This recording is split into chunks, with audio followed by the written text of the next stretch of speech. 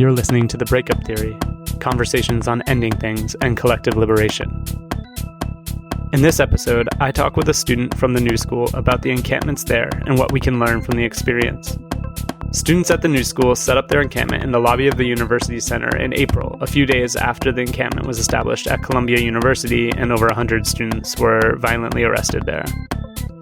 The New School student encampment lasted for over 2 weeks and eventually took the Parsons Building across the street before President Donna Shalala had the students arrested early one morning. A few days later, faculty at the New School set up another encampment at the University Center that also lasted a couple weeks and eventually took the Welcome Center, holding it for a few days before disbanding on the promise of a vote on divestment, which, of course, has not been delivered. In this conversation, we talk about the way the university administration dealt with the encampment, using less brute force than many of the other schools, and how this altered the organization of the encampment. In going through the whole experience, we discuss how our groups start mirroring bureaucracies, the use of divestment as a goal, the changing experience of study of revolutionary texts in the context of an encampment as opposed to the classroom, and much more. Ultimately, we don't know where the energy that was invigorated by the encampments will turn up next in resistance to genocide and control, but it is important to look at our actions and name their consequences accurately. If you like the show, please share with your friends and rate and follow us wherever you get podcasts. You can also support the project and my writing by subscribing to my Patreon at patreon.com/thebreakuptheory. If you have extra cash, you can sign up for $5 a month, though nothing there is paywalled. On my Patreon, I regularly post both short and long written pieces along with episodes and other conversations I'm having. I'm so grateful for all of you supporting me and this project. And as always, we have an online submission form at form.jotform.com/thebreakuptheory/stories and a phone line at 917-426-6548. Please write and call us to share your breakup stories, your questions about ending things, and your hopes for liberation. And now, my conversation with the student from the New School. Thanks for coming and talking to me. We're going to talk about student encampments, faculty encampments, with the focus on what was going on at the New School, or has been going on. Can you just start us off giving a little bit of a rundown of what happened, what has happened, where we're at now? Well, the New School loves its encampments. It's been doing them every few years for the last, I don't know how long. And there were kind of a group of students, and we were sort of thinking about doing another one in light of what was happening at Columbia. Because, the idea is everyone was kind of looking at Columbia. The first days where the encampment went up, I was talking with a lot of people at multiple schools about it. And we were kind of deciding what to think, how do we support this? What kind of moment is this? How significant is this? And the first couple of days, it was oh, this is really cool. This is another thing that's happening, right? Because you have all of this Palestine solidarity organizing that's been happening in the last several months. And this was oh, another thing. But it sort of started getting bigger and growing and getting posted in the media and all that. And then the kind of vibe was oh, we understand what we're supposed to do now. We're supposed to make one of these in all of the schools. We're supposed to sort of spread this out throughout the city and throughout the country.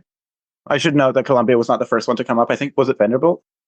I don't know, actually. I dated all to Columbia because they had also had stuff going on since the fall and fighting. And so I thought that the kind of spread of the encampments came after the repression at Columbia. Yeah, I think that's what sort of sparked it. But I think the first one might have been somewhere else, but that's worth fact checking. It might have been Vanderbilt, but I'm not certain. Okay. Yeah, eventually it was, the understanding was, and I think National SJP also made a call. They were all right, encampments up. And then within just a few days, we just started popping up encampments. In the New School, the process for this is essentially understood by now because we have these campus occupations so frequently that there's first of all, it's a lot of the same people who are at them because they're so close together in time. The last one was in the fall of 2022. So a lot of us who were there are also here and took lessons from that and had practice from that and could sort of plan much faster. What was that one about? Yeah, the fall 2022 New School occupation was in line with the part-time faculty strike, which I think at the start of that one, at the start of the occupation, it was the longest part-time faculty strike in US history in academia. Yeah. So that occupation started well into that strike. I think more than 40 days into it. It lasted 8 days, and it essentially fizzled out with the end of the semester when people went home. Yeah, and I was there throughout that as well. And yeah, so we sort of started popping up encampments, like just like Columbia was talked about in the media. We started getting talked about, other schools getting talked about, started being like this big political issue. And we were like, oh, fuck. Because like the previous new school occupation, it was like during like a bit of a surge of labor organizing. So there was there were also occupations happening in the entire University of California system, which was more significant. And we were sort of riding that wave. So there was some sense of that, but not nearly as much as there is now, where there's like a clear national movement that these encampments were for some time at the center of. And it definitely hit different.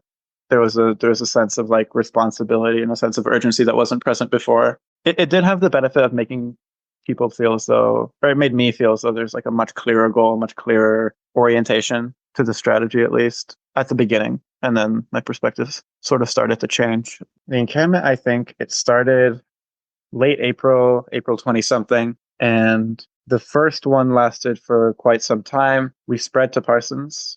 We established a second encampment just like around the corner in the Parsons Building, as well as in the University Center. And shortly after that, we got swept. They got us in the morning at the same time they swept NYU. We were ambushed in around 7:30 a.m. And the majority of us were arrested. Then this was one day after we had done a soft blockade of the UC, which meant that anyone like going in or out had to take like a sort of roundabout route in the dorms as well. And that was there to agitate. And it certainly did agitate. It resulted in us getting arrested the next day. Right. There was a board of trustees meeting, right? Wasn't there a board of trustees meeting at that time too, during the blockade? Good question. There wasn't. The board of trustees eventually just went to sleep. I'm not aware of there having been a meeting. The idea was for them to have a meeting that night, vote that night, divest. But that didn't end up happening. They went to sleep. Right. So that didn't pan out. And that was the first time that faculty got involved too, right? Like faculty were there during the blockade. Faculty had been coming in and out of the student encampment, but this was faculty had been coming in and out of the student encampment. This is, I would say, like the most significant time that faculty were like really in it with organizing an action. But even then, I'm not so sure like how much notice most of them got, even the ones that were, say, like participating in the rally outside. And inside, it was basically all students. Insofar as faculty did participate, it was in that sort of capacity. Maybe with a little bit more notice for some, but basically that. So there were a few days after that where we weren't at the encampment. And to me, that felt pretty weird because everything I'm talking about with the like, this is like sort of the center of everything, very 24/7 on this encampment. Like I was running a lot of supplies. I was running a lot of logistics. I was doing a lot of planning. I was in a lot of meetings. I was talking to a lot of people. It was just like a very 24/7 type of thing. And then we were swept. And then for a few days, it was just nothing. It wasn't just nothing. Immediately the next, right after we got out of jail, some of us went directly back to the new school to participate in a rally for a few hours until we like almost collapsed with exhaustion and went back home. And then the next morning we went and we tried to pick up our stuff. Funny enough, when we did that, when we tried to pick up our stuff, Donna Shalala, president of the new school, was across the street waving at us like in the morning. Which was such a bizarre thing. I don't know if she was there coincidentally or if it was like some kind of gag, but was just like sort of there across the street waving at us while we were waiting outside the UC. In the morning, there weren't many people out. There was no reason for her to be there. Of course, we immediately saw her. We were like, boo. Yeah, then it kind of became a game of like, how do we get our stuff back? Because the process for getting all of our things from the sweep was really bureaucratic and elaborate and over-securitized. But what ended up happening is a few days later, the faculty encampment popped up again, or popped up itself. Mm-hmm. And then a lot of us were at that. It took some time to build up momentum there, and it really wasn't the same. And it didn't have the same kind of like energy that the previous encampment had. But I also participated in that basically for its duration. At one point, I kind of injured from carrying shit around all the time because I was doing too many supply runs. So I was out for a few days. Yeah. But yeah, I was there for most of that as well. And then at the end, the way that ended wasn't with the sweep. The way that ended was under the threat of a sweep, we were given the option to disband our camp, not for divestment, but for the promise of a vote on June the 14th, which is 2 days from now. And I shouldn't say we because I was vehemently opposed to this, but we decided to take that deal and disband the camp then. Spoiler alert, the vote is not happening. The vote is not happening. It was understood by essentially all of us at the time, and it was acknowledged that the vote would be no if there would be a vote. Right. And then some of us were skeptical if a vote would even happen. And some of us, myself included, we're not particularly interested in the whole dynamics of the vote that we know would be no anyway. Well, let's stop there for a sec, just because we've talked. So we've given a kind of overview of the encampment, and this is like spanning a few weeks. Like I think the student encampment was up for 2 to 3 weeks. I can't remember now. And then something like that. And then the faculty was like 10 days, I think. Yeah, the whole process was like a month total, nearly a month, not quite. But when the encampment started, like with the students, there were a series of demands made, right? It was like there. Yeah, four to my knowledge. Let's talk about what those demands are, because this is different from other kinds of occupations where there are specifically no demands. Yes, our demands were: 1, disclosure of investments in Israel, specifically with respect to 14 companies that had been previously identified by BDS committee and SJP. 2, divestment from those companies. 3, amnesty for student protesters. And 4, this was an interesting one, recognition of the student worker union, which is a kind of like wall-to-wall union of all student workers that is currently unrecognized. But that was the 4th demand, interestingly enough. But that always had a sort of tenuous position. And at some point there was also looped in, at least when I was like there during faculty stuff, of cops off campus as part of it, because the cops had, when they arrested the students, it came after Shalala said the cops will not come without fair warning. They won't come onto the campus. She was like making all these promises, but then the cops did come in and arrest people, and then had a pretty massive presence around the new school ongoing after that. There was some energy put into the idea, at least, of having the school say there would be no cops on campus. Yeah, and like you say, especially after the sweep, that there wasn't so much discussion of that beforehand. Right. But after the sweep, there were cops outside of campus the whole time. So whenever there would be something like a picket, or even just the idea of people like going to the school to get their things back, a lot of people were kind of put off by that because of police presence around the school. So that was, I think, sort of like formalistically, the Lama encampment was a separate entity with separate demands. So it might have been that it had that demand, but it wasn't codified in quite the same way. And I'm not sure it matters, but that is something people were talking about a lot more. They were talking about the fact that there were cops off campus, and they didn't want that in a practical sense of like demands as in things people want. Maybe I'm just saying it because that was something I was like pushing on, because if I'm going to include my perspective here, I was like, oh, please do. Divestment, the disclosure came pretty early in the student encampment. They did make a disclosure. The divestment, I was sort of relating to as like a reason to organize the encampments, but not the ultimate goal, because first of all, I had my own kind of doubts of whether it was possible or would be done. And second, I thought that what was happening at the encampments that was exciting was maybe in some other location. And I could be wrong about this. I'm just maybe like a skeptical old bitch. But yeah, then I started getting fired up about the cops off campus and using that to kind of make the connection between, US pigs training with Israeli soldiers, and being like, this is the violence that students have experienced from the police is like an echo of the violence of the IDF against civilians, in seriously, occupied Palestine.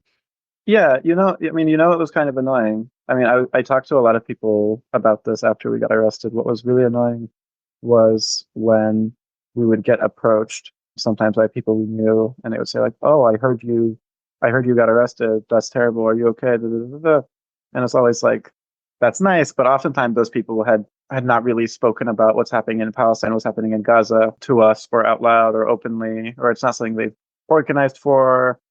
And like I say, like even spoken about, thought much about.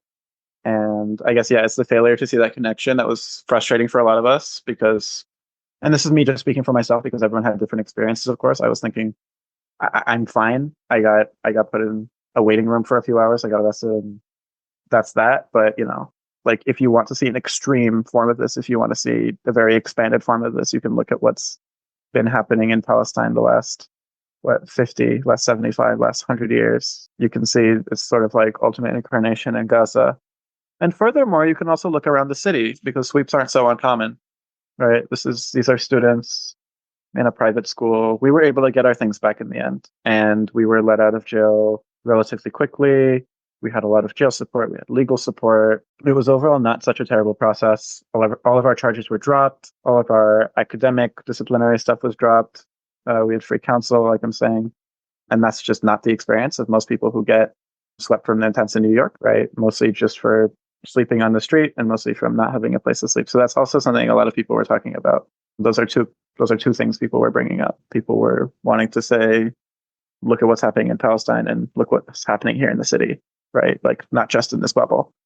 So yeah, it's that connection. Yeah.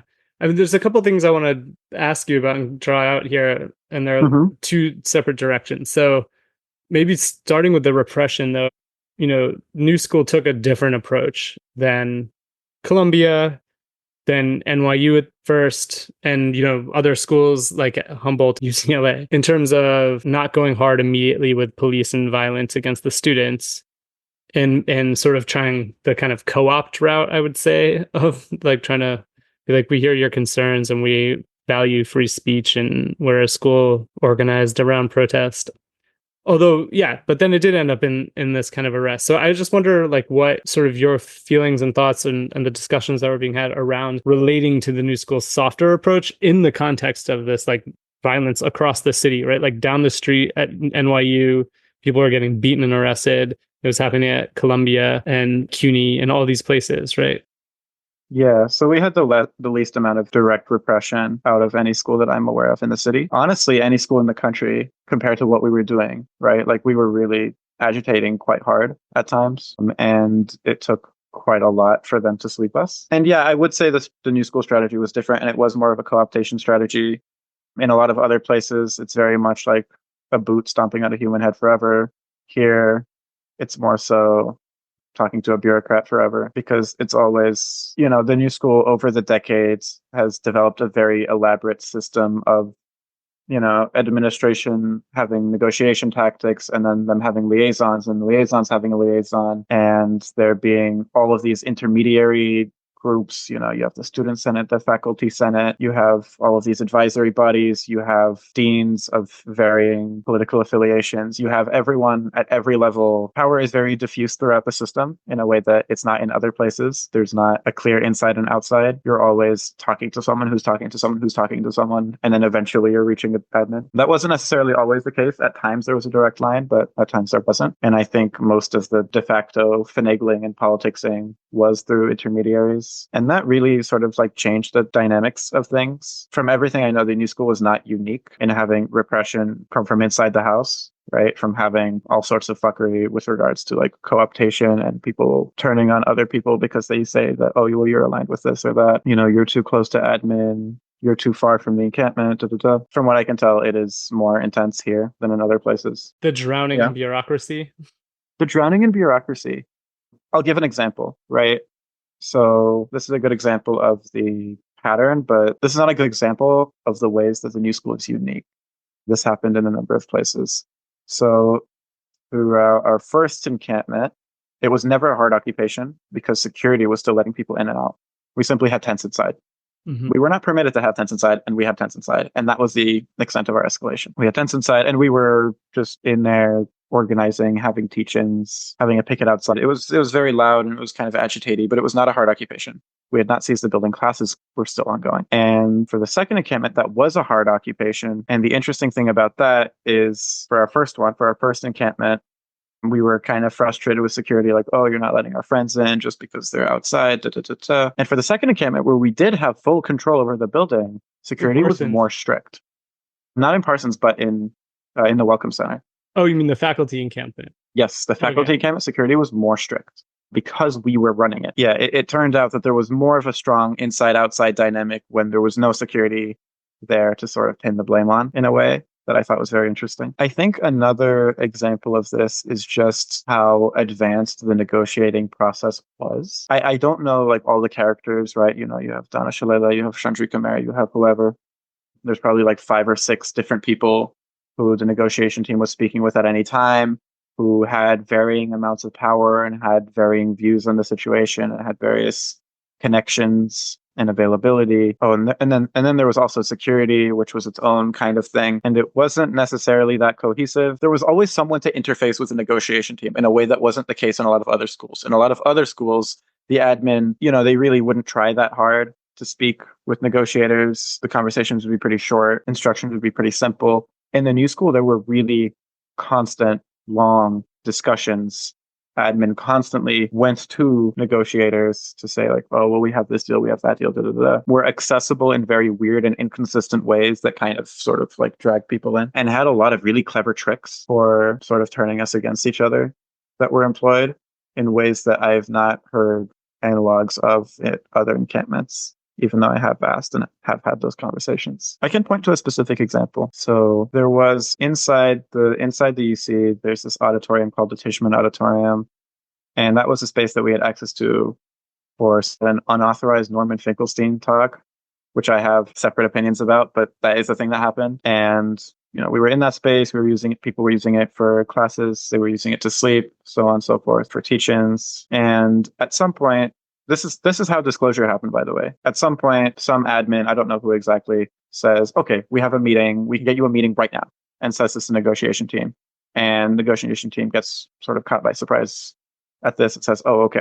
And they're told, you know, you can get disclosure right now. Let's talk about it. The exchange was we don't block the elevators. And, you know, negotiation team was like, wow, that sounds great. Yeah, let's do it. Let's have this meeting. Wow, disclosure. You know, it's been months and months of like trying to do this, and now finally we have this leverage, and maybe it can happen. We can get disclosure, and then maybe 5 minutes into the meeting, admin says, "This is all secondhand information, by the way. I wasn't there." About 5 minutes into the meeting, admin says, "Oh yeah, you have to clear out Tishman now." And there were people in Tishman, and they were not in this negotiation team. And then some members of the negotiation team say, "Oh my God, we have to clear out Tishman right now. We're about to get disclosure of the school's investments in Israel." And then people in Tishman are like, "What are you talking about? No, right? Like you can't just order us to do this. You have to like, you know, this has to be like a discussion. We have to do this." And then they were told, no, you don't understand. Like we really don't have any time. We have to do it immediately. And we get disclosure. Like you just got to do it. And then that created like a lot of very sudden tension. And this was clearly a trick by the administration to sort of rope us into negotiations and then make us make a decision on very short notice that then split us up. This is something that I heard happening at other encampments, but not this like methodically or intensely or repeatedly. I think like, I'm sure there were other cases of this, and I think I might remember some. And what ended up happening is we did clear out Tishman, and we did get disclosure of at least some of the companies, but we lost that space. Yeah. Okay. So this is interesting. Yeah. So in this instance, there's this like energy that's created of like needing to act now, immediacy, right? Like there's this immediacy and tension, and then because there's like a body that's created within the encampment to interface with the admin, they are put in this position that's like separated off to like kind of make decisions. And they're going in with a desire to negotiate, not to go in there and say, no, we're not moving an inch until you do all the things we want. They're like willing to make deals, which is interesting. So like, I don't know. I mean, this was something I picked up a lot in my time in the encampment, was this like business like sense of urgency among certain people who felt like they had some hierarchy within the organizing in the encampment. And yeah, like that immediacy and urgency was oriented towards these like goals in a very particular way. But there is something interesting about that, is that this was or especially early on, negotiators were flip-flopping on this, because there were some very initial discussions, but very quickly the decision was made, like, no, our demands are very clear, divest. There's no need to discuss anything other than that. But then somehow the administration did finagle more negotiations. They said, oh, well, maybe we give you, like, we're going to suspend all of you here, unless you just move these tents. You just have to move some tents. What does it matter? It's just moving tents. It's not a big deal. And then people were like, oh shit, we're all gonna spend it. Fine, well, yeah, whatever. Maybe we move a couple times. And then little did we know they got us, right? Like by then you're having that discourse, you're sort of like caught in the loop of like, oh yeah, well, what if you just did this little thing and you get this thing that seems very big, even though it's all thin air, right? Like we didn't know they were going to suspend us. And in fact, there was another point where they threatened to do so, where we called the bluff and did not get suspended. And you kind of have this over and over again. Like you have these vague guarantees in exchange for small concessions. Yeah, like vague guarantee, small concession over and over again to establish a rapport, to establish a pattern, like just to establish a sort of like working habitus for negotiation. And then administration starts getting very serious concessions, Yeah. such as do not allow outside people inside. Yeah, I mean it's wearing you down. And I mean the thing that I guess I was remarking on in my experience of this is that like I think you've given a really good picture of how they played games that made people feel like things were possible. And like I was surprised, like we'd be in the encampment and people would be like, oh, I just texted with Shalala. I'm like, oh, weird. Like Yeah.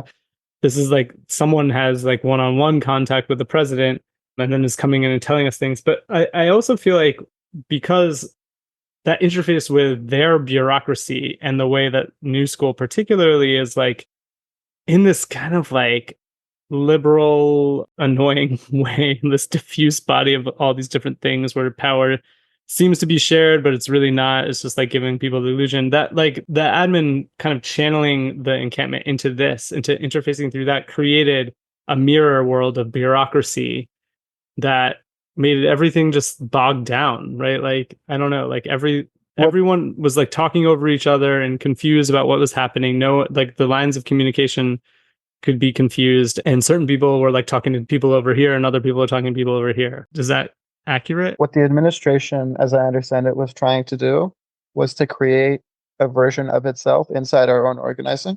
Right. That because of the way it's structured would be more friendly with them than it was with other parts of the encampment. And the administration did have some limited success with that. Yeah. Enough success to cause a lot of issues. Okay, so I want to talk more about divestment as a goal because I want to question my skepticism about it because listening again, I was like, oh, maybe the thing that's great about it is that it is actually an impossible demand and that like giving into that demand breaks something. Although the New School is a particular institution, it's not like Columbia. It doesn't have this big endowment. It's not like super. As far as I know, I think it's about 0.1% of the endowment. Of the investment that was in question. Yeah. So, and it's also right. New School doesn't have a big endowment, and the fraction of the endowment itself isn't that big, but it means something. Mm-hmm. So, I want to ask you about divestment as the goal, and what like sort of your take on it is, and what you thought the general like vibe was, and then also how you think that the relationship to it might have changed going from the student encampment to the faculty encampment. Yeah. So BDS is a national movement, and it was one of those things where, just like I said at the start, like, you know, we have an understanding of like, oh shit, we're all doing this now. Like, we need to all have encampments. It was also like, oh yeah, we're all calling for divestment from our universities. Like, that's the nature of this movement. That's an ask that's coming from Palestine. Let's do it. We're demanding that. Right. And like you say, I think it's helpful that it's an impossible demand. I think the worst demands are the ones that are attainable, which is kind of what I was getting at earlier. Like the small things and vague things that we can get sort of rope us into a negotiation process. Whereas if we demand something that's impossible, and then we're told that's impossible, and then we say, okay, let us know when it's possible. We're going to do our thing now. That can give us more space for autonomy, but there's always games that can be played with that. But essentially, yeah, divestment was, I think it was achieved by one college in the city. Union. It might have been Union, right? Union Theological Seminary, which was like also like, you know, connected in ways to Columbia and was basically like thumbing their nose at Columbia during this whole time. I mean, it was kind of funny. Like they welcomed in the people who were getting dealt with harshly and violently at Columbia, and then kind of quickly had solidarity with encampments and then did this divestment thing. Yeah, divestment as a goal is on its face pretty logical, right? The idea that we have special access to these institutions as students, and these institutions are invested in weapons companies and surveillance companies and other companies that are connected to apartheid and genocide. we can create a lot of ruckus and we can pressure universities to divest, which then isolates those companies and it isolates Israel's apartheid regime. The logic there is good. It just comes down to not taking it too seriously in certain ways, which is to say not being overly formalistic with it. I'll answer your next question first, how people's thoughts about it changed over time. I think there was this general belief in the encampment that because we were the new school, divestment was possible in ways that it was not in other campuses around the city and around the country. And later that changed. I think for the faculty encampment, that was no longer the belief. And instead, people were talking about, oh, okay, well, maybe we can get this advisory committee and then we can join this advisory committee. And throughout the next few months or over the summer, we can push for this or push for that in much the same way that SJP has been doing since before the encampments. Interestingly, my worry during the first encampment was that we would get divestment because it is such a small material gain. And because our position was so favorable as new school students, I was worried that we would get divestment and then we would disband because it was still when we had a lot of leverage and there was a lot of momentum for the movement in general. And I was thinking, wait a minute, there is some sense in which having the encampment itself is helpful as a hub for organizing, as a node to connect with other encampments and with other struggles around the city. You know, that in itself builds up momentum, that in itself escalates for Gaza.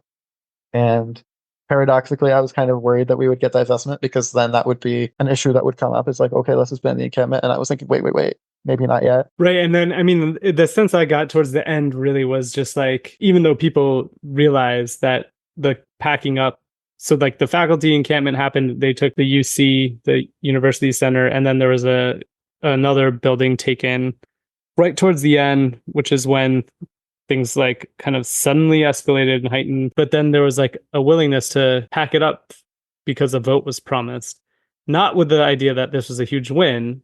But I think I got the sense that it was like, yeah, the war of attrition worked. People were exhausted. And at this point also, there was like a lot of, like people were just had so many different ideas of what should be happening. I don't know if there was really consensus anymore, but like certain forces pushing in certain directions. And so like, actually their strategy, the new school's strategy of playing favorable and then threatening the stick and then, you know, coming and bringing us along with a little crumb and then threatening the stick again, it like worked in a way. People were like fucking done with it by that time. I think that by that time, in terms of people's different ideas about what to do, this is me being reductive, but I think this is a helpful dichotomy just for the moment. I think there were people who in their heads were thinking, I am here for divestment from Israel in the new school. And there were other people who were thinking, I am here to escalate for Gaza. And I think there was a sort of clash here in broader tactics and strategy, and also in some ways political orientation. The issue with divestment as a tactic is this, that it makes sense logically, is if we're students and if we're in this institution that's complicit in genocide, we have a special obligation and a special ability to agitate that away. However, we are dependent on support from outside. We're dependent on, in New York, we're dependent on activist and organizing infrastructure that has existed for many, many years and has operated totally independently of universities and has been doing all sorts of things about all sorts of issues for, like I said, a very long time. And as soon as we started the encampment, we got a tremendous amount of support. We got a lot of money. We got a lot of bedding. We got a lot of food. We got a lot of medical supplies. Anything you can think of, we were getting. We would have people showing up for us outside. We call a rally, people show up by the hundreds. We call for people to post things on social media. They do by the thousands. We were completely dependent on community support. This is simply not something that we organized in isolation. And I think it's inaccurate to think of it that way, totally. But then the question is, how do those people who we're in solidarity with and are totally depending on, how do they imagine their role in complicity in the new school's funding and genocide? Because they're not complicit in it. They don't go to the new school. And then that's where I think centering that message of, oh, we need to get the new school to divest can become a little bit alienating for them, because those people, maybe they're not in an encampment, right? They go to marches and protests. They take autonomous action. And part of their autonomous action is they supply encampments. Sometimes they go to a rally in an encampment. Sometimes they go and visit and they talk to people. Sometimes they go and they provide medic trainings or de-escalation or safety. The encampments are just like part of many things in their life. So centering divestment as like the one single main thing that this movement is about at this time, I think was at some points a mistake. And I think like alienated people who we depended on. And over time, that was made more and more clear as that support started to wane and go towards other places because there was less faith over time in the encampment as giving back to those efforts, as like giving back to the movement and not just centering itself. Yeah, yeah, I love the way that you're putting this. And like, I mean, we talked about this throughout the time too, but as this was going on. But the thing that was so exciting to me about the encampments in New York was that there had been months and months of street movement stuff that was like not really going anywhere except through building this energy and these connections and the visibility of people speaking out for Palestine. But like they weren't getting ceasefire, right? And or like having politicians listen to them. And they were getting repression from the police, but they weren't actually a threat. And so when the encampments popped up, the energy that had been building up for months had a place to go that was like posing a new threat to the order that was still had been able to be maintained up to that point. And that was super exciting. And one of the ways that the schools reacted to this was to try to, draw down the walls around it and contain it through that. Like Columbia heavily policed the outside of the campus. So like differently from the new school, they were camped out on a lawn, which you can normally access in the city, but they securitized all entry points. And like when I was going there, I had to sneak in, At the new school, this was maintained through the ID swipe, which to me, you and I kept talking about how this was the ultimate failure of the encampment was that, and this, you keep bringing this up, right? That it's like, it's just for new school. And so I was thinking when I was there, like, oh my God, there's so many amazing supplies here, but they're all for the new school. It's all like everyone's been coming and bringing us stuff, like everyone's being well fed and taken care of in here. And like that isn't generalized. And like when I would talk to people about things to do, I brought up this idea of like, how do we open up the space so that people outside can come in? Because I agreed with you and what you just said, that like the energy comes from other people, not simply new school. It's the connection among all of the schools, because as encampments like got evicted and popped up, people would like move around the city to different places, right? And that was like both the students who were involved and the non-students who'd been doing street stuff for months. The energy and also the expertise, because it's just like the amount of people who I've met in the past however long that are just like experts at, say, supply logistics around the city, or who came and did trainings, or who came and advised us on how to run these things, people with all sorts of experience. There were, of course, people who were just there for the energy, right? Like, oh, I'm going to show up to a protest and I'm going to be loud and I'm going to be a body here. There's a lot of that too, but also just, like the amount of organizing experience and knowledge and sort of cleverness that people gave to us as well was really significant.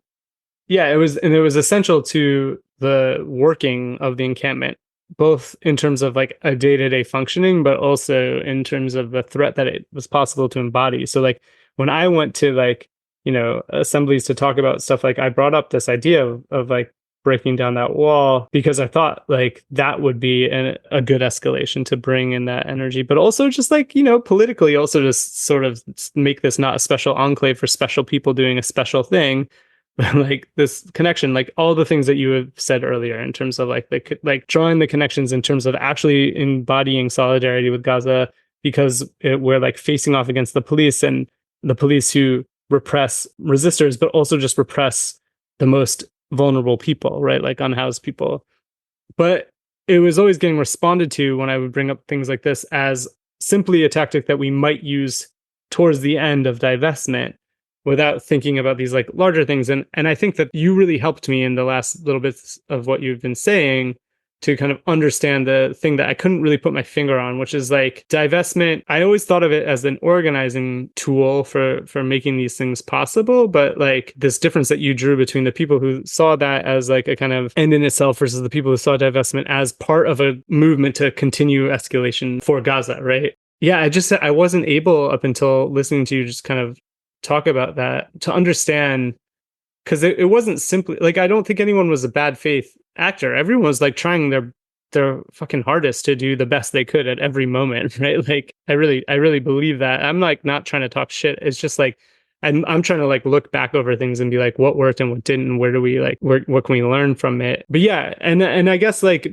that sort of those two different relationships to the idea of divestment also is important to put next to this thing that you've also been describing, which is like the feeling of the likelihood of divestment sort of was inverse proportion over time to the focus on divestment as the thing that we're doing. Right. So like you were like saying at the beginning of the encampment, it's like, oh man, we're going to get this. By the end of the encampment, we're all like, nah, this isn't really going to happen. But at the same time, the energy focusing solely on divestment as the aim and purpose of the encampment increased. Does that sound accurate? More and more energy was putting towards this one thing as the likelihood of it being achieved seemed to go down. Yeah, it's a legibility thing. I think that when people have less leverage, they sort of sometimes feel that and they want wins of some kind that are legible to them. Totally. Even if that means a promise, even if that means some bureaucratic next step, something that feels like a next thing. And that's what committees are really, really good at giving you.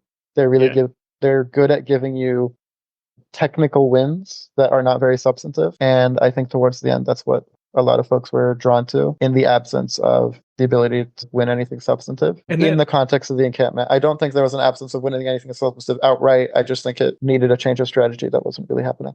Yeah, totally. A lot of things come from this, but like, yeah, at that point, what's cut off is like all the other possibilities that the encampment was bringing onto the table, because it's all being put in this one direction. And then, as you sort of noted importantly, that it severs that connection with the outside. That was super important, I think, for the maintenance of the energy.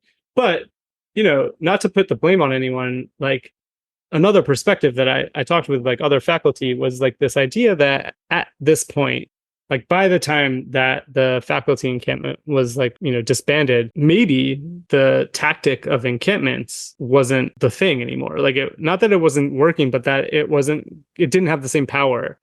And so like this perspective that someone was talking to me was sort of, in my understanding of it, was like a lot of it relies on the media representation. And so like there was a real focus on encampments, particularly after the like brutal repression at Columbia, at the fighting the cops off at Humboldt, and then like the fighting at UCLA, and that like brought a lot of attention. But then the media kind of didn't give a shit after a certain point, and people stopped giving a shit, perhaps.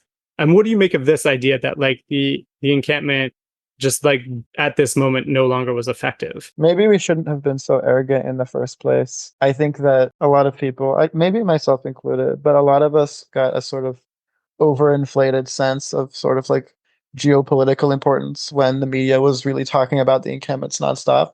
We were thinking like, wow, we're on the front page of everything. Wow, we have millions of views on this and that. Wow, so-and-so is talking about this. Wow, so-and-so is showing up.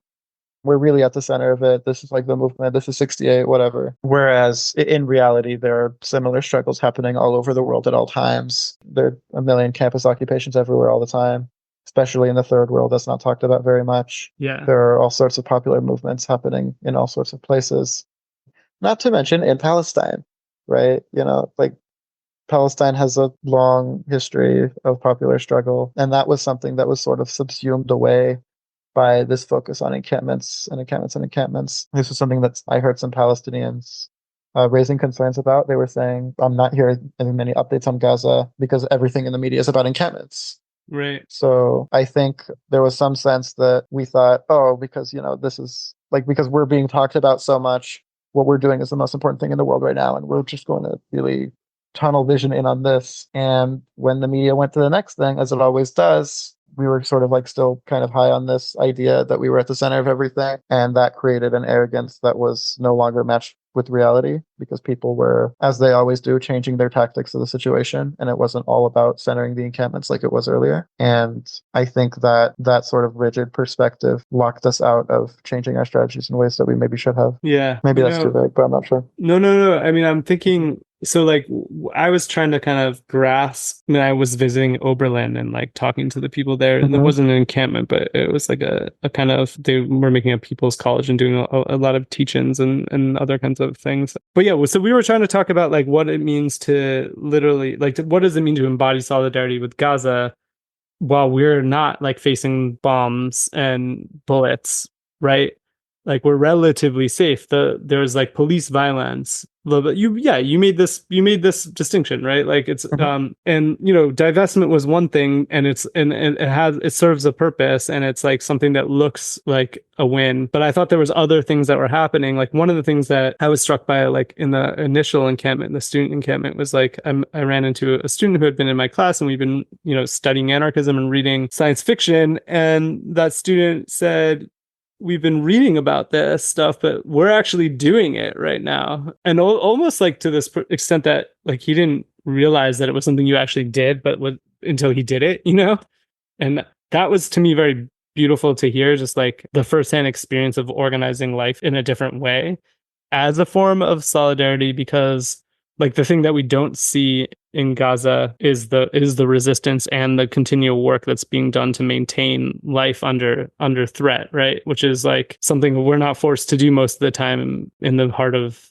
empire. But yeah, I don't know if you have thoughts on sort of that daily life experience of what the encampment meant, like practically, because I think also now that it's disbanded and we're in this like post-encampment moment, we can look back and see what are the things that actually happened and that we move away with from that moment. Yeah, so I guess it was a lot more relaxing to sort of like have teach-ins and talk about theoretical stuff and read things together than it normally is.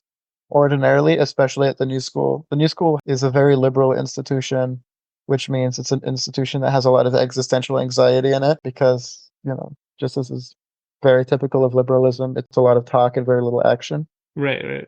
The New School sort of poses itself as this very like radical, decolonial, liberatory, or the harbinger of those ideas, if not that kind of space. But of course, everyone is keenly aware that we're in a private university in New York City, in like the heart of empire, that tuition is tens of thousands of dollars, that, the school is routinely engaged in the suppression of unions, unfair labor practices. Of course, it's invested in genocide. And that's something that's understood day to day as we study Fanon or whatever. Yeah, that creates a lot of anxiety and it fucks with you in ways that when you really are taking the ideas to their own logical conclusion, the school starts panicking a little bit, saying like, oh shit, wait. Right. But at the same time, you start talking about Fanon again and it feels different. Right? It's like, oh yeah, we should do this or we should do that. I guess what I'm saying is like all of these like theoretical things that have like just stayed in their own little theoretical realm become things that you can connect to. Well, based off of that, we should do this or we should do that. And you can start having these very like nitty gritty arguments over things that you can very materially do in the moment because there starts to be more of an understanding of our actions, our day-to-day actions, and our relationships with each other and with the outside world as very political, which meant that that things that were previously abstract become concrete in a way that is quite different. Yeah, it makes a difference, like reading Fanon in a classic classroom setting versus like studying together in a circle in the lobby of a building where you're not supposed to be, and you're in the midst of doing something that is disruptive of the daily operations of the institution. Like, I think that even just that context creates the different possibility of how you read it. Like when I was doing study with students in the encampment, their participation together in the study was totally different than in the classroom. Like it meant more to them. And I think you're right. Like it just seems like actually possible rather than theoretical. It's like, a lot of the time I'm in a class at the New School and we're talking about like, like say we're talking about migration, right? We're talking about the violence of borders. We're talking about, climate refugees being denied asylum. We're talking about all this and that. Just as an example. My instinct in that class is to say like, oh my God, yeah, this is crazy. What are we all going to do about it?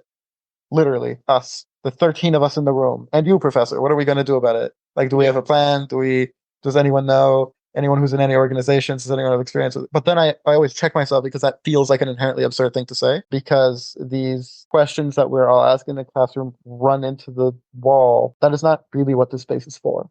Mhm. right? The space is not for answering the questions. It's just for sort of asking them and then freaking out about them.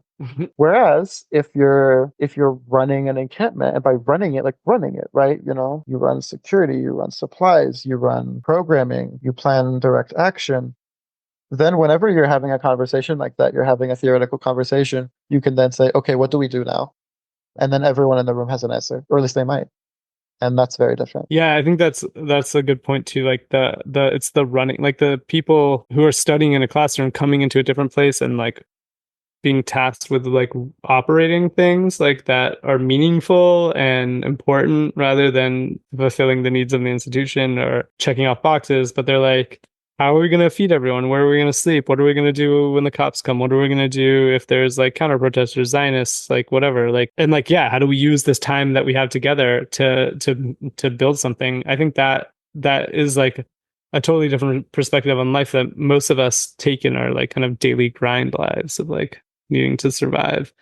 Yeah, and it's not even that like every theoretical thing you read must correspond to a concrete action you can take. I think just the overall sense that you can take action in things directly and that you can build the world you want rather than ask for it and rather than just wish it existed is that it just sort of like alleviates that overall existential anxiety and it allows it to turn into other things. Maybe anger. Maybe now you're angry that you don't have this and you can build it yourself as a result. Maybe curiosity, like what can I make here? But it's not just like this white noise in the background anymore. It's Yeah, like no, very general effect. Yeah. it doesn't need to be like a one-to-one correspondence of like I Yeah, read yeah. this and now I know what to do. It's more like, yeah, like I was trying to say like I think shifting the place where you do this study shifts the possibilities of how it inspires you and like what you can do with it. And I think there was like a lot of creative thinking that's made possible in the encampment. I should I say sometimes it is a one-to-one correspondence. I, mean, like in the past and throughout the encampment, I read a lot of like old zines and material specifically on encampment and occupation strategy. That those did have a lot of theoretical outlines that also had specific advice on what to do. And I found that that was really helpful. And just mhm. having that sort of like collective memory was super valuable. So it does also like exist in that very concrete sense. Yeah, the new school has like a history of there could be like a compendium of new school communiques around Oh, encampment. totally. There's a couple more things I was hoping to touch upon. One for me, I'm interested in this. Like to me, there was a turning point in the faculty encampment. You know, the turning point in the student encampment was like this escalation that was attempted around the blockade, and then and then that leading to the eviction, and then like the second day, third day, I don't remember, of the faculty encampment, there was an unplanned escalation that happened when these two Twitch streamers or whatever came and attacked people with mace. And then the cops grabbed them and they pointed out like a black person on the street and said that person harassed me, and the cops arrested him. And then the cops got swarmed when they arrested this black person. And then there was like a standoff, you know, on the corner for probably half an hour, and then it moved. They got the guy to the van, and then the crowd swarmed there, and there was a standoff with the police for I don't know, I think like an hour or more. And to me, I don't know, I think a lot about this. Like for a moment, I was like, we're gonna de-arrest this person. Like a bunch of people sat down to stop the van. Amy Goodman from Democracy Now! Is there holding her dog. Yeah, that was crazy. Interviewing people. And I was like, damn, the cops are gonna have to stand down because like there's just random people coming off the street chanting, let him go. And then they called in, you know, whatever, twice as many cops as backup that swarmed everyone, got the van away, beat up a couple people and arrested a bunch more. Then we had more jail support and more like things to do. But like, I don't know, to me that felt like a turning point, both because it was like so powerful, even though, you know, ultimately it wasn't successful in terms of a DRS. It was powerful in terms of like facing off with the cops for that long in the streets across from the encampment. And I guess the other thought I had about this was this feeling around escalation, de-escalation. Like actually this escalation moment where the people who got attacked were like, fuck no, I'm not taking this, and they're gonna go push it, like brought to me one of the most powerful moments that I thought like we never brought into the encampment in a way. We didn't like learn anything from it. It just sort of passed. And I never experienced another moment that powerful there. But that moment, I don't know what you make of that moment in terms of that, like, near de-arrest. Earlier that day, people were like, "We're having a big rally outside. Everyone come out. We're going to picket. Everyone come out." And then at some point, one of us comes down and says like, "Oh, we need a medic. Someone's been pepper sprayed." And yeah, looks like some people were pepper sprayed. And I'm like, I go outside, and it looks as though, and I can see people trying to de-arrest because yeah, two Zionist agitators pepper sprayed some people. And then they just pointed to a black man and said he attacked us. And the police were like, "Yes, boss," and went over to arrest him. And then a crowd formed around to try to de-arrest. And then, we're all chanting like, "Let him go, let him go, let him go." And then the police eventually sort of like sneak through our thing, take him to the van, and then sort of like go around to the van, "Let him go, let him go." And then some people start sitting down in front of the van because this is just a like obscenely unjust like act of police misconduct, right? Right. Like if you just lay out the situation, right? You have a picket, and then you have, two people, like two Twitch streamers coming to fuck with us, and they pepper spray our people, and then they manage to distract the police by pointing to the first black man they saw and saying like, "Oh, he assaulted us," and police were like, "Yeah, of course," and like, everything about the situation was ridiculously unjust and angering. Yes, of course, right? We're blocking this van, and then the police are like, "All right, you must now get up or you will be arrested," and then they start bringing zip tie. And then people like most people get up. And then I think people had different perspectives about that. I heard a lot of people saying like, was that strategic? Because obviously that DRS was not going to be successful because the New York Police Department is like an imaginary video game police department, and they can spawn in infinite cops. And even if there had been 500 of us, they would have brought in 1,000 cops to arrest this one guy. They simply would do that in this context.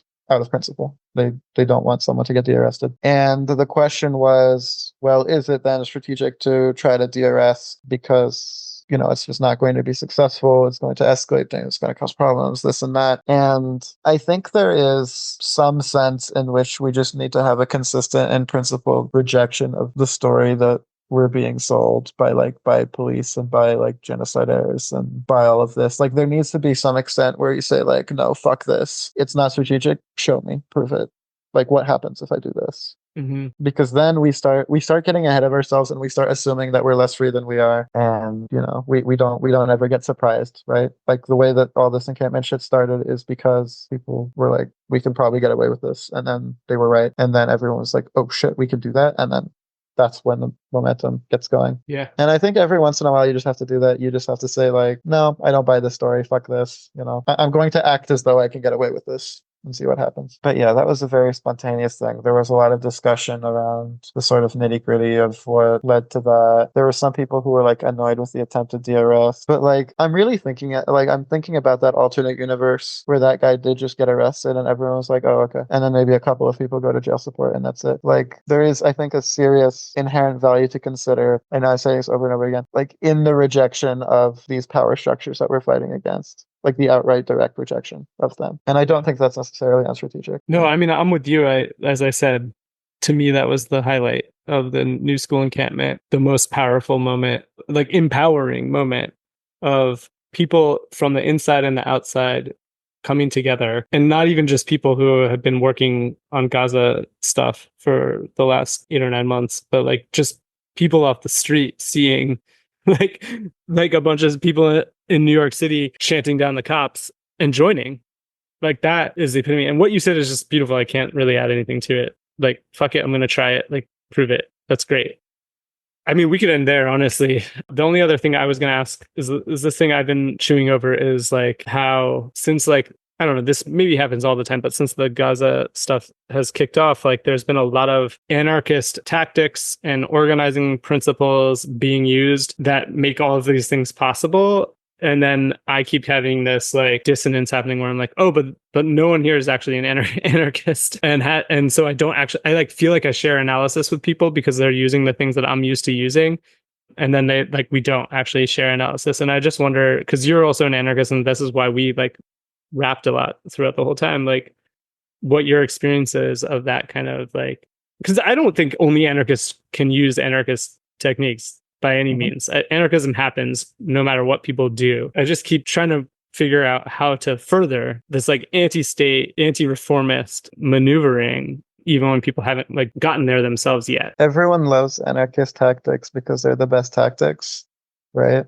Like if you employ like agile, autonomous action and decentralization, you're just going to get more done a lot of the time. Fewer people will adopt anarchist principles because those are things that play out over longer timescales. So there's more of an opportunity to ignore those dynamics. I'm finding this very, very consistent. If you want to move things in that direction, generally you look outwards. I think that the sort of like insularity that was being pushed by university administrations and was being like accepted by certain groups within encampments was tantamount to collaboration in the power structures that universities represent, and that anytime we were reaching out to the community, to other organizers, even across campuses, like just that act of breaking down those barriers, like all sorts of barriers, sort of gave people a greater awareness of the sort of larger context of anarchist principles, even though people still don't call it that. There have been many such cases where like people would sort of like shyly admit that they're anarchists. They're like, it would almost be asked like, oh yeah, we're all the anarchists here. And then someone would be like, oh yeah, well, I guess I'm technically an anarchist. There's so much of that, especially in New York City, especially now, like throughout this whole movement. This is another case of people liking anarchist tactics. People are generally not so into democracy, in the Palestine Solidarity movement, at least in New York, at least in universities. It's not like I've read that there were a lot of debates around that, around Occupy, around like, oh, well, to what extent should we sort of like crystallize these formal democratic consensus processes, and to what extent should people act autonomously? Yeah. I think that debate at this time is leaning much more towards the autonomous side of things, even if people aren't using that language. I think part of the reason people don't really talk about anarchism as such is because they don't like to talk about isms as such, because the people who they meet who talk about isms are the most obnoxious people they've ever met in their lives. Right? We have all of these people who walk around trying to sell newspapers, trying to explain the merits of, Trotskyism or Marxism, Leninism or Bordigism or whatever. And these people don't help with anything, and they just waste your time. So that's the association a lot of people make with the very idea of sort of like having a rigorous political ideology, which is, I think, kind of a shame, because I don't think there's anything wrong at all with having a sort of like cohesive and rigorous way of thinking about things politically. But I think that does turn people off from labels, and it turns me off from labels. I don't say anarchism out loud all too often. Yeah, I mean, I guess like my feeling is like as a bulwark against like the way that identities end up like tearing us apart, like not political identities so much as like the kind of identities of oppression. But like the other thing that you were saying earlier on in your response, I think is important, because like, yeah, what I feel like the divide, right, that you were talking about again, of like the people inside and the people outside, like what we end up with when it gets insular, and therefore for me like ends up being separated from these kind of anarchist energies, is like then we're improving the institution that we're part of rather than some other thing that we're doing when we're connected with the people outside. Yeah, I mean, it's very difficult to be hostile to something that you can't imagine yourself outside of, right? Yeah. Like it can only really be performative if we're saying, like abolish the private university or abolish the university or whatever, and you're only inside that, and you're only thinking on its terms and on reforming the institution, then you're not really going to get anywhere, because you don't have any practical experience outside of that. You don't have a way of imagining what life is outside of that, what political reality can be outside of that, in the same way that you would if you like consistently reached out. Which is why I think, for instance, in New York, a lot of the people with the most kind of like anarchist leaning analysis were those in like public institutions like CUNY, because that was also the group that was the most mobile. I found they were the ones who were visiting other campuses a lot, as well as being the most welcoming to people coming by, and that I think did translate into like a sort of like greater awareness of interconnectedness of things and more skepticism for what their administration is telling them in terms of like where they belong and where their struggle is. That's my impression from a distance. I didn't spend so much time in that encampment. Yeah. Well, I've heard about different encampments that have gone into the negotiating room, just like, we'll listen to you, but we're not going to do anything. Like, we're not going to move. Yeah. But yeah, that makes sense. Well, yeah, any last things that you want to kind of impart from your experience or understanding, or like places that you can see the energy developing in a promising way? So I think there were, as always, as in every political movement that's ever existed, there were a lot of fuck ups. There were a lot of limitations. There were a lot of like really major blunders made throughout this encampment process. And there was a lot of failure. However, I will very strongly contest the idea that the encampments were a failure because the majority didn't get divestment. I think that historiographically, that's a red herring. I think it's important to consider and understand that just like the organization of these encampments involved processes more complex than we might acknowledge and from more places than we might acknowledge, that also translates to the effects of the movement, right? People were acting everywhere and the effects will be felt everywhere, even if media attention was focused on what was happening at the encampments and what universities were doing in response. So I think the question of what was successful and what was not is much more complex than the simple binary of was there divestment or was there not divestment. That's something that I can imagine myself being very annoyed with in like 10 or 20 years' time if people are talking about this. I think the way movements get sparked and the way that they're run is deeply, deeply complex, and their effects cascade in ways that we cannot predict and we cannot understand until a very, very long time. Yeah. I'll say that. Yeah, I think that's beautiful and right. Like, just like we didn't know that the months of marching would find its like outlet in the encampments in a special way. We have no idea where this energy is going next. And I think it's really important. Like what everyone did and is doing in some places still is important and necessary. Yeah. I'm curious to see how the logic of the situation unwraps itself. Well, cool. Thank you so much for taking the time and sharing your insight and wisdom and analysis, because I think you have a lot of really good ideas. Yeah, for sure. Yeah. Thanks so much for thanks so much for having me. You've been listening to The Breakup Theory. Please rate and follow us and share with your exes. Until next time.